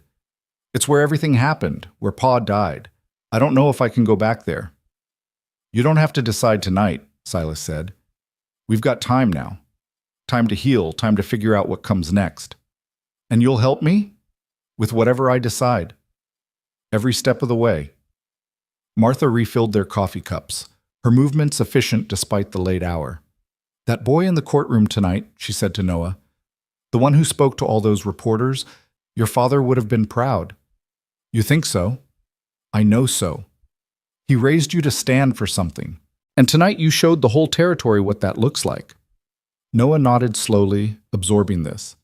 I just wish he could have seen it, seen Caulfield convicted, seen justice done. Maybe he did, Martha said gently. I'm not a particularly religious woman, but I believe that when we do good in the world, when we honor the sacrifices of those who came before us, they know somehow. Your father's sacrifice wasn't in vain, Noah. You made sure of that. The next week passed in a blur of paperwork and interviews. Judge Warren approved Silas's petition for guardianship without hesitation, citing the bond between them and Silas's demonstrated commitment to Noah's welfare. The territorial governor issued a formal commendation to both of them for their courage in bringing Caulfield to justice. The newspapers ran stories about the boy who toppled an empire, though Noah hated the attention and tried to avoid reading the articles. On the day of Caulfield's sentencing, they returned to the courthouse. The judge was brief and merciless, imposing consecutive life sentences that ensured Caulfield would die in prison. As the former power broker was led away for the last time, Noah felt something release in his chest. Not quite closure, but the beginning of it. 3 weeks after the trial ended, they finally made the journey back to Silas's ranch, or what was left of it. The cabin was gone, reduced to a blackened foundation and scattered debris. The barn had survived, though it needed repair. The land itself was unchanged, the same rolling prairie, the same endless sky. They stood looking at the ruins, neither speaking. Finally, Noah broke the silence. "We can rebuild it," he said quietly. "Make it better than before. It'll take time, hard work." "I'm not afraid of hard work. Pa taught me that." Silas put his hand on Noah's shoulder. "Then let's get started." They camped that first night in the barn, wrapped in borrowed blankets, listening to the prairie wind. In the morning, they rode into town for supplies, and word spread quickly that they were back. By afternoon, neighbors began arriving, people Silas barely knew, families who'd lost loved ones to Caulfield's poison, strangers who'd followed the trial in the newspapers. They came with tools and lumber, with food and offers of labor. "Figure you boys could use some help," said one grizzled rancher. "What you did, standing up to Caulfield, seeing it through, that took guts. Least we can do is help you rebuild." Over the next weeks, a new cabin rose from the ashes of the old. It was larger this time, with a second bedroom for Noah, a proper stone hearth, windows that actually fit their frames. The work was hard, the days long, but there was satisfaction in it, in building something with your own hands, in creating a home rather than just shelter. Noah threw himself into the work with surprising vigor. He was still small for his age, still scarred by what he'd endured, but he was determined to prove his worth. He learned to hammer nails straight, to mix mortar, to frame a wall. The neighbors taught him patiently, praising his efforts, treating him like the young man he was becoming rather than the traumatized child he'd been. In the evenings, after the workers had gone home and dinner had been eaten, Silas began teaching Noah to read and write properly. The boy had basic skills from his father, but there were gaps. Martha had insisted on proper education, and Silas took the responsibility seriously. "Why's this matter so much?" Noah asked one night, struggling over a passage in a history book Martha had sent. "Because the world's bigger than this ranch," Silas said. "Because your father died fighting for truth, and truth requires knowledge. Because you've got a voice now, Noah, and voices are more powerful when they're educated. You think I could do something important someday? Something that matters? You already have. But yeah, I think you could do more. Could be a lawyer, help people like your father get justice. Could be a writer, tell stories that need telling. Could be 100 things. But first you need learning." Noah bent back over his book, his brow furrowed with concentration. Watching him, Silas felt that same tightness in his chest he'd felt the night of the verdict. This boy had given him purpose, had dragged him back into life when he'd been content to merely exist.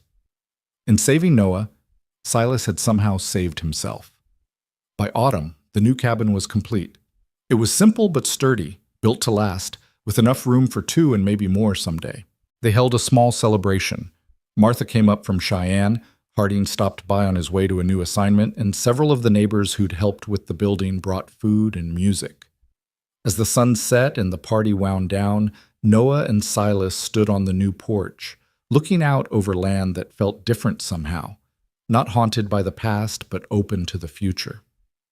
"You ever regret it?" Noah asked. "Taking me in, giving up the quiet life you had?" "Not once," Silas said honestly. "That quiet life was just waiting to die. This, you, gave me something to live for again."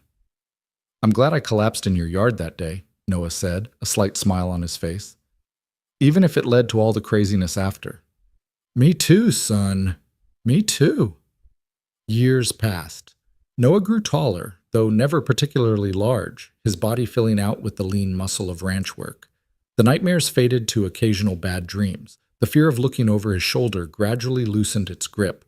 He went to school in town when he could, proving Martha right about his intelligence, devouring books with the same determination he'd once shown surviving. On his 14th birthday, they rode to visit his father's grave. Silas had arranged for a proper headstone, paid for with money from selling Noah's inherited land. The boy had decided he couldn't keep property where such pain had occurred. The stone was simple but dignified, bearing his father's name and dates and a single line Noah had chosen. He spoke truth when silence was safer. Noah stood before the grave for a long time, one hand resting on the sun-warmed stone. Finally he spoke, his voice steady. "Hey, Pa. Been a while since I could visit. Been busy, learning things, growing up like you wanted. The man who hurt you, he's in prison now. Died there last month, actually. Marshall Harding sent word. I thought I'd feel something when I heard, but mostly I just felt tired, like a chapter finally closed." He paused, gathering his thoughts. "Silas has been good to me. Better than good. He's teaching me everything, ranching, reading, what it means to be a good man. I think you'd like him. I think you'd approve of how things turned out, even though it cost so much." Another pause. When Noah spoke again, his voice was thick with emotion. "I miss you every day. But I'm not that scared kid anymore.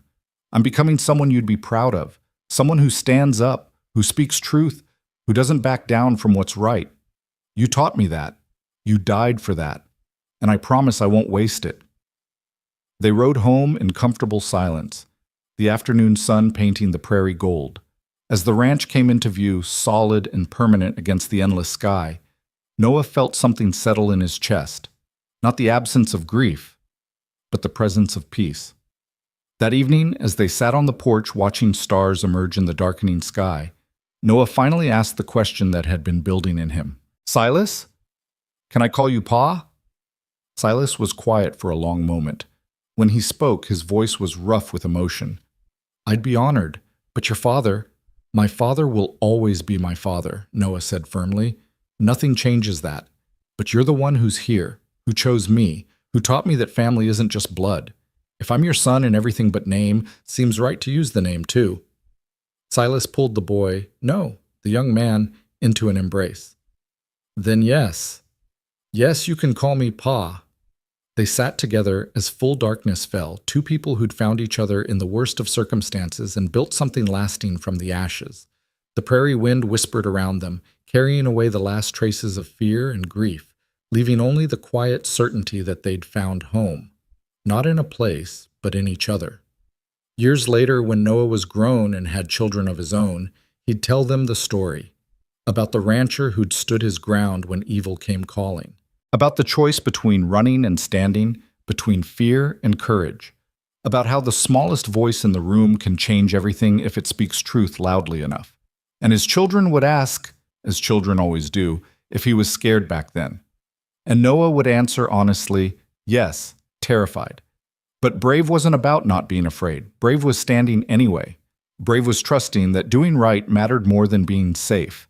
Brave was believing that one person's courage could light the way for others.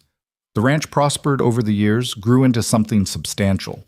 Noah eventually went to law school, became the kind of lawyer who defended people without voices, who took on powerful interests without hesitation.